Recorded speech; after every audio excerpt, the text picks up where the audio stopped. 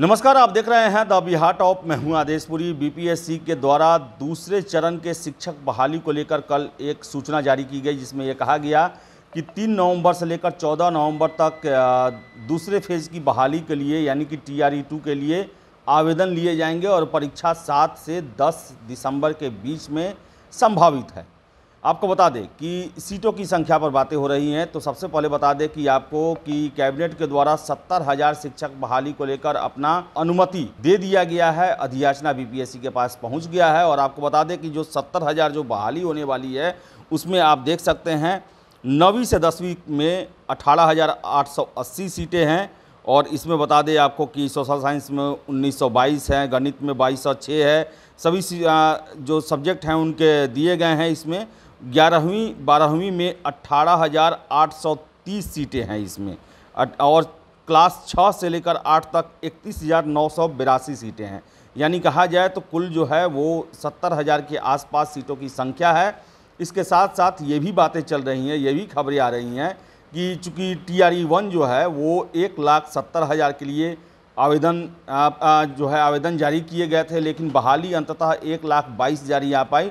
तो इन सीटों का समायोजन जो है वो द्वितीय TRE में कर दिया जाएगा। यानी कि खबरें ये भी चल रही हैं कि 1,10,000 पदों के लिए ये जो बहाली जो है TRE-2 है, इसे पूरा कराया जाएगा और जनवरी तक ये TRE-2 भी, इसका भी प्रोसेस समाप्त हो जाएगा। यानी कहने का मतलब है कि फरवरी तक सारे शिक्षक स्कूल में पहुंच जाएंगे। बिहार को एक बहुत बड़ी मात्रा में शिक्षकों की परफेक्शन IAS सिविल सेवा BPSC UPSC परीक्षा के लिए एकमात्र समर्पित और रिजल्ट ओरिएंटेड संस्थान, बेहतर सफलता के लिए केंद्रित। Perfection IAS foundation course Hindi और इंग्लिश माध्यम में विश्वसनीय गाइडेंस के साथ सुनिश्चित की जाती है। 64वीं 65वीं 66वीं BPSC परीक्षाओं में सबसे ज्यादा 107, 69, 131 क्रमशः रिजल्ट देने वाली संस्थान perfection IAS, Kumar tower, boring road, Patna. जो कमी थी उसकी पूर्ति हो जाएगी। वही आपको हम बता दें कि TRE-1 में काफ़ी छात्रों के द्वारा रिजल्ट आने के बाद से प्रश्न उठाए गए और सभी प्रश्नों का उत्तर आयोग के द्वारा लगातार दिया जा रहा है। और आपको बता दें कि मार्कशीट भी अपलोड कर दिया गया और जो खबरें निकल रही हैं उसके मुताबिक लगभग 6 लाख कैंडिडेट ने अपना मार्कशीट अपलोड किया है। ये बहुत बड़ी संख्या है और इससे आप समझ सकते हैं कि कितना एक्साइटेड हैं लोग शिक्षक बहाली को लेकर। अमूमन देखा जाता है तो बीपीएससी के द्वारा सिविल सेवा के भी मार्कशीट PT के जारी किए जाते हैं, तो इतनी बड़ी संख्या में कैंडिडेट के द्वारा नहीं देखा जाता है, नहीं अपलोड किया जाता है। लेकिन शिक्षक बहाली में लगभग 7.5 लाख के आसपास कैंडिडेट शामिल हुए और 6 लाख द्वारा उनका मार्कशीट उनका देखा गया, जबकि चयन 1,22,000 का ही हुआ है। इसका मतलब जो कैंडिडेट सिलेक्ट नहीं कर पाएँ उनका अभी भी बहुत ज़्यादा इंटरेस्ट इसमें बना हुआ है और यही दिखाता है कि TRE-2 भी काफ़ी कॉम्पिटिटिव होने की संभावना है। तो बता दें आपको कि बिहार में शिक्षकों की बहाली का दौर चल रहा है और इतनी बड़ी बहाली आज तक किसी राज्य में या केंद्र स्तर पर जारी नहीं किया गया है, जो बिहार के द्वारा किया जा रहा है।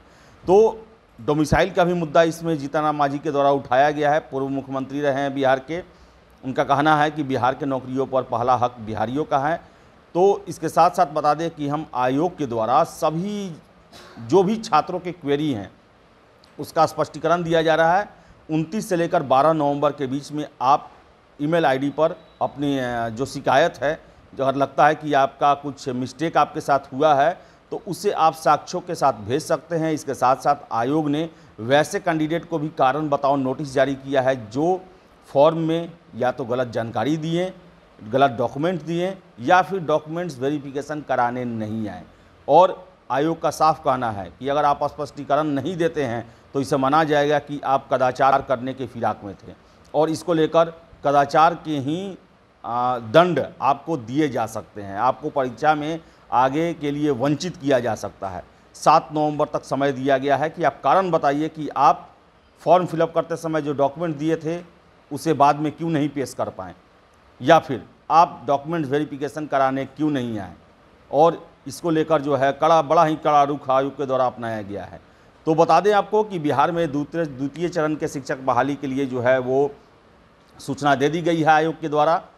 3 नवंबर से फॉर्म फिलअप करने की प्रक्रिया चलेगी और काफ़ी कम समय 11 दिन का समय दिया गया है, जिसमें आपको फॉर्म फिलअप कर लेना है और 7 से 10 दिसंबर के बीच में आपके परीक्षा होने की संभावनाएं बन रही है। तो तैयारी में लग जाएं और फॉर्म में वो गलतियां ना करें जो आप TRE 1 में किए थे, यानी कि अपने सामने अपने से फॉर्म फिलअप करवाएं साइबर कैफ़े में जाकर।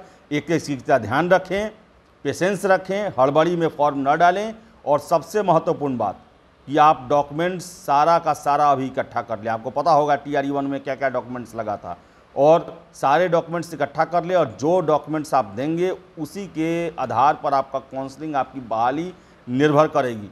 तो किसी भी तरह का फेरबदल या कोई भी अगर गड़बड़ी करने की कोशिश ना करें। जहां भी दुविधा हो आयोग से संपर्क करें, वहां जाएं, समझें और फिलअप करें फॉर्म। हर एक अपडेट हम आपको देते रहे हैं, आगे भी देते रहेंगे। तो प्लीज़ चैनल को सब्सक्राइब जरूर कर लें। बहुत बहुत धन्यवाद।